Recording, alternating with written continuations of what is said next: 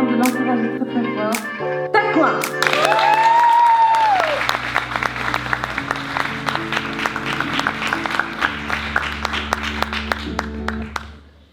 Cher public, aujourd'hui j'ai peur. J'ai peur de vous faire perdre votre temps. J'ai peur de ne pas être à la hauteur de vos attentes, c'est vrai. Mais ce dont j'ai le plus peur, c'est de ne pas être fière de moi à la fin de ce discours. Alors veuillez m'excuser, mesdames et messieurs, je vais être très impolie, mais je vais faire abstraction de vous. Et je vais m'adresser à moi avant tout. Et je veux me dire que j'en suis capable. Et d'être là, sur cette scène, face à vous, c'est déjà la moitié du travail qui est achevé. Alors je peux déjà être fière de moi et de ce que je suis sur le point d'accomplir, car je suis sur le point de réussir. Mais que veut dire ce mot étrange qui, quand il nous tombe dessus, renforce notre confiance? Ce mot lourd de sens qui parfois se confond avec la chance. Il s'avère avoir une signification bien différente d'une personne à l'autre. Si réussir pour toi, public, c'est d'être ici, pour Salima, réussir sera d'obtenir son bachelier. Pour Yasser, réussir sera de faire abstraction de la méchanceté des gens, alors que pour Othman, réussir est d'avoir une liberté financière. Un jour, une amie m'a dit, tu sais, t'as quoi? Tant que tu compares ta réussite à celle des autres, tu seras toujours malheureuse. Et tant que tu compares ton malheur à celui des autres, tu seras toujours plus heureuse. Alors maintenant, à toi de voir. Quel choix feras-tu? Aujourd'hui, cher public, je choisis de ne me comparer à personne. Certains diront, est-ce qu'on choisit vraiment d'être heureux ou malheureux? Est-ce que la réussite n'est pas finalement une question de chance? Très honnêtement, je ne sais pas. On m'a beaucoup répété, tu n'as pas le droit de te plaindre, toi. Tu as de la chance d'être en Belgique, d'avoir une mère qui t'aime, d'avoir un chez toi. Ou bien encore, tu as de la chance de pouvoir entreprendre des études. Mais comment pourrais-je croire en la chance quand je crois en l'existence d'une présence? En l'existence d'une présence bien plus grande que la chance. Comment pourrais-je croire en la chance quand je crois au destin? Avant de vous permettre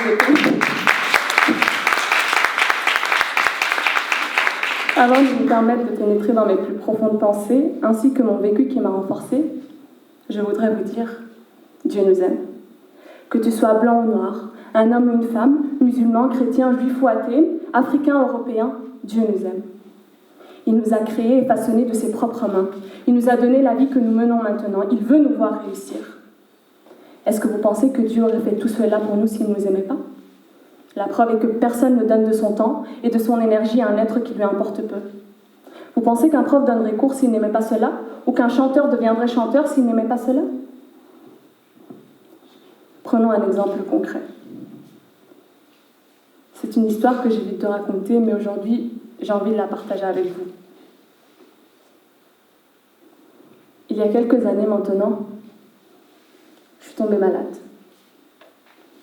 Je perdais le contrôle de mon corps ainsi que le contrôle de ma raison. J'étais désemparée et je ne me reconnaissais plus.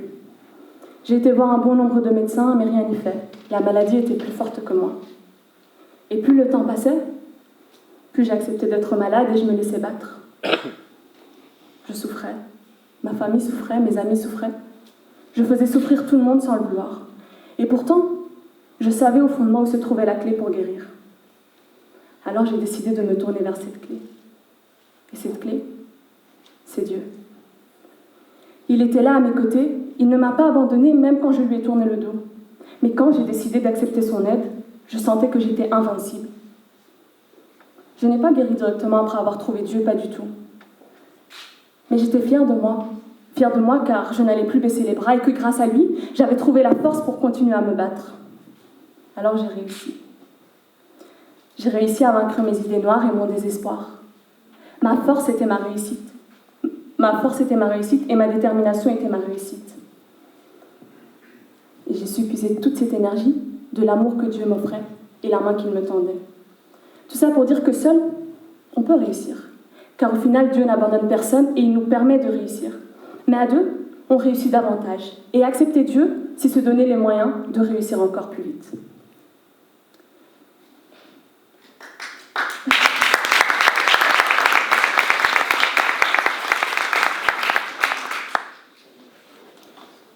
On a beau avoir un tas de plans, mais tout ne se passe pas toujours comme prévu, c'est une réalité. Et vous avez peut-être déjà entendu parler de Monsieur Clark, un infirmier écossais. À l'époque, il a entendu que le Titanic allait faire son premier voyage, son tout premier voyage, de l'Angleterre vers les USA. Et lui, il avait un rêve, c'est d'être sur ce bateau avec sa femme et ses 5 enfants. Malheureusement, juste une semaine avant le grand voyage, le fils de Monsieur Clark, un des fils de Monsieur Clark a été mordu par un chien. Le médecin a donc recommandé qu'il soit mis en quarantaine pour sa sécurité et celle de son entourage. Madame Clark a donc proposé à son mari d'entreprendre le voyage avec le reste de ses enfants, mais bien sûr, la conscience de Monsieur Clark ne lui a pas permis de laisser sa femme et son fils malades derrière lui.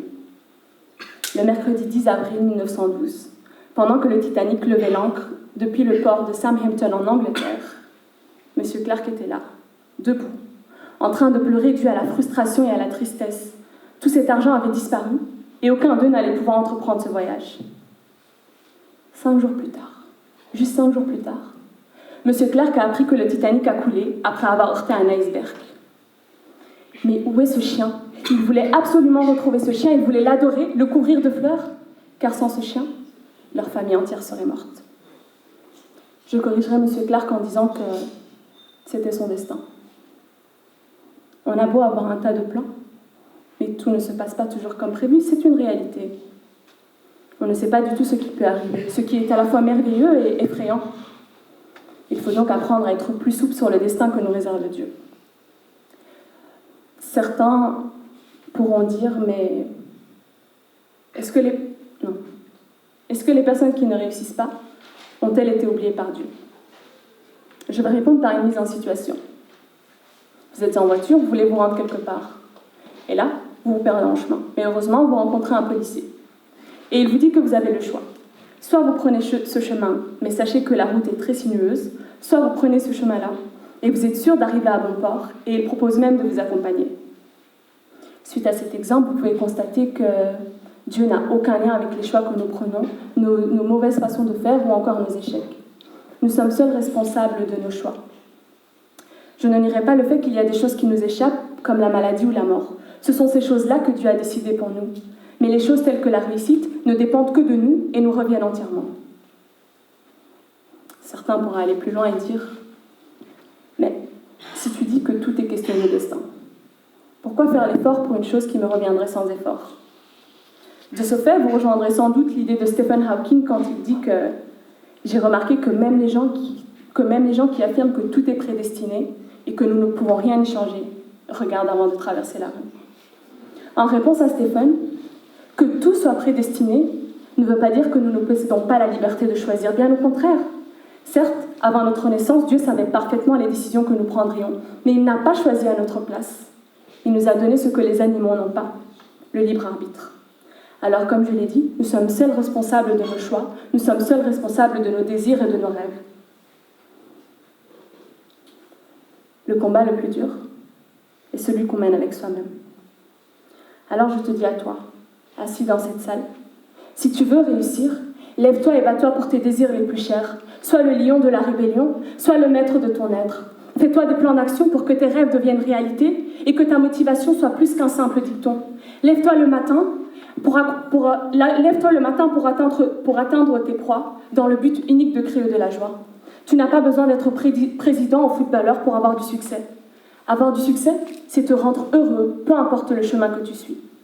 Mais il faut absolument, pour réussir, avoir un point final. En prenant le métro ou le train, on sait parfaitement où l'on doit se rendre. On ne le prend pas sans savoir où l'on va. Alors dans la réussite, c'est pareil. Il faut savoir où l'on veut se rendre, ce qu'on veut atteindre. Parfois, la vie te frappera avec une brique sur la tête. Mais ne perds pas la foi et continue d'aimer ce que tu fais. Quand tu échoues, continue d'apprendre et de grandir. Deviens l'ami intime de tes peurs et ne crains aucune douleur. Tiens bon, peu importe l'immensité de la douleur et des difficultés. Dieu dit dans la Bible, « Demandez, et vous recevrez. » Alors n'ayez pas peur de dire à haute voix, « Je n'y arrive plus, j'ai besoin d'aide !» Ainsi, quand tu lui demanderas, il te soutiendra. Et une fois ton objectif atteint, repose-toi le temps d'un matin, revis l'histoire de ta victoire et relève-toi pour de meilleurs horizons.